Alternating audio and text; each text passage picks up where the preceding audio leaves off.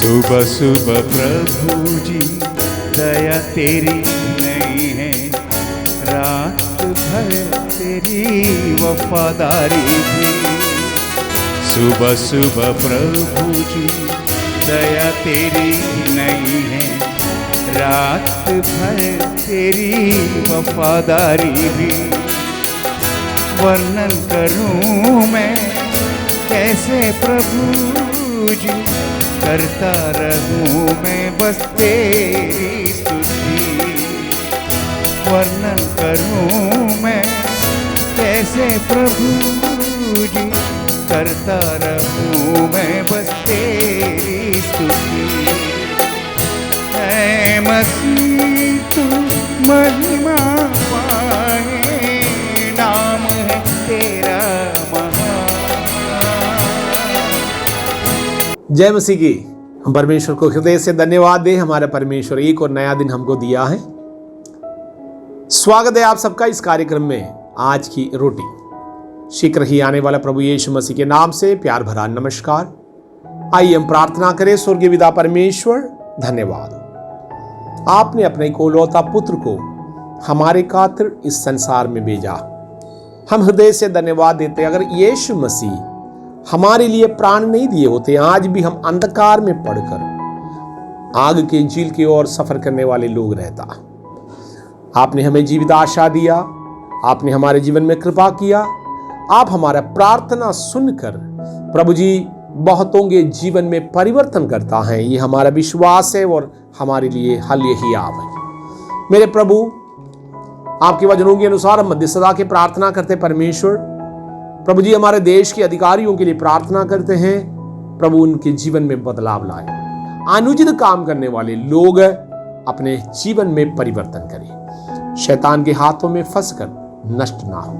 प्रभु जी हमें राष्ट्रपति, उपराष्ट्रपति, हमारे प्रधानमंत्री, प्रभु जी हमारे हालेलुया गृह मंत्री, हमारे राष्ट्र के प्रत्येक राज्यों के मुख्यमंत्रियों के लिए, प्रभु जी मंत्रिमंडलियों के लिए हम प्रार्थना करते हैं।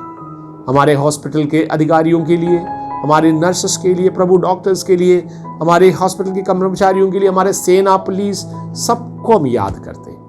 आज के दिन हमारे देश में शांति बना रहे, यीशु मसीह के नाम से आमीन। आज के मनन के लिए हम प्रभु के वचन से एक पद पढ़ेंगे। निर्गमन की पुस्तक 1 अध्याय 8वां वाक्य। मिस्र में एक नया राजा गद्दी पर बैठा जो यूसुफ को नहीं जानता था। उत्पत्ति के पुस्तक से लेकर हम अनेकों बातें यूसुफ के बारे में सीखते आया है या उत्पत्ति के पुस्तक में लिखा। संसार के लोगों के छुटकारे के लिए अपने प्राण लगाए हुआ यह व्यक्ति यूसुफ के जीवन में एक भी ऐसा कमी नहीं है जो बाइबल में लिखा हो। हमारे परमेश्वर के वचन में अनेकों लोगों के बारे में लिखा है, राजा महाराजाओं के बारे में लिखा है, अधिकारियों के बारे में लिखा है, साधारण लोगों के बारे में लिखा है, भविष्यवक्ताओं के बारे में लिखा है। उनमें से प्रत्येक के अच्छाई बुराई सब कुछ प्रभु के वचन में हमको पढ़ने के लिए मिलता है। इसलिए प्रभु का वचन धार्मिकता के पुस्तक होने के कारण चाहे अपने लोग भी गलत करेगा वो भी वचन में लिखेंगे।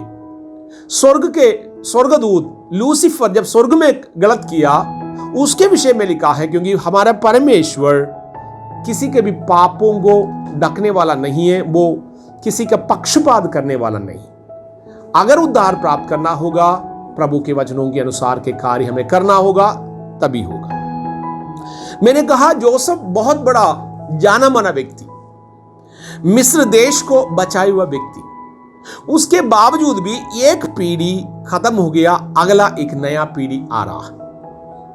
उत्पत्ति 50वें अध्याय में हम देखते हैं जोसेफ का भी मृत्यु हो गया अच्छे उम्र में, और जोसेफ भविष्यवाणी करते हुए इस प्रकार अपने लोगों से कहता है कि जब प्रभु तुम्हें यहां से स्वतंत्र करेंगे, मेरे हड्डियों को भी मिस्र से ले जाना और अपने बाप दाओं के साथ मुझे भी मिट्टी देना।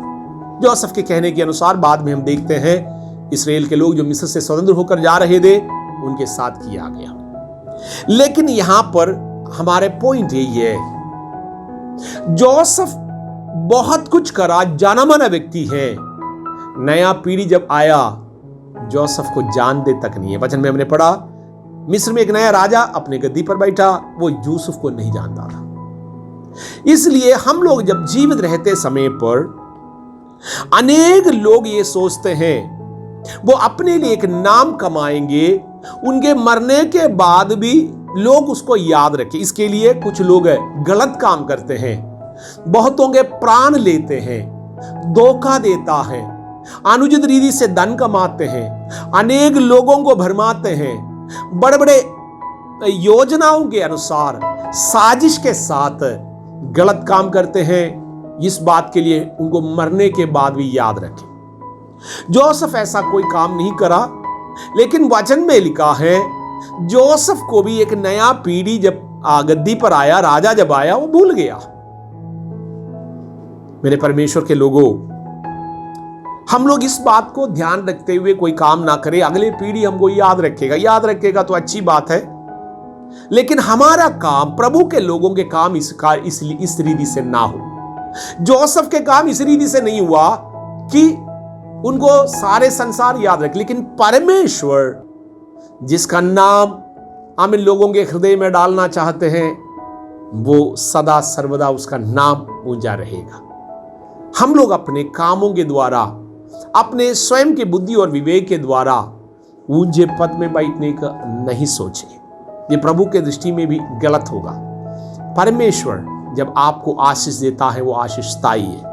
प्रभु जब आपका नाम को ऊंचा करता है, वो स्थायी है, क्योंकि वचन में लिखा है जब प्रभु कोई मार्ग खोलता है, द्वार खोलता है, उसको बंद करने वाला कोई नहीं है। जब परमेश्वर किसी का द्वार बंद करता है, उसको कोई नहीं खोलेगा।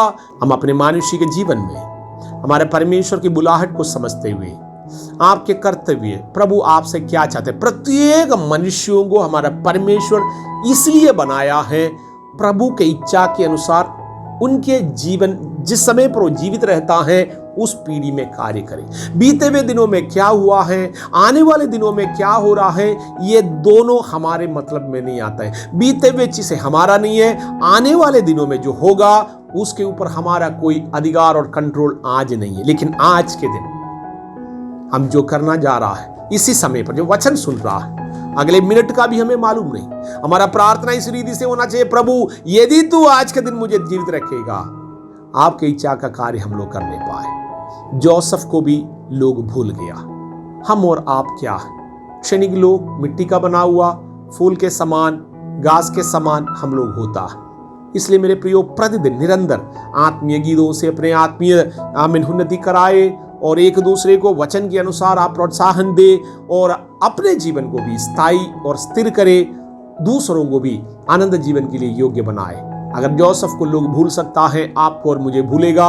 और यदि आप कोई अधिकारी, आप अपने ताकत और बलबूते पर, अपने धन के कारण आप बहुत कुछ अपने लिए करना चाहते हैं, अगला एक पीढ़ी आएगा, वो आपको याद भी नहीं रखेगा। इसलिए आज ऐसा होना चाहिए, परमेश्वर की इच्छा के अनुसार के कार्य हम लोगों को करना है।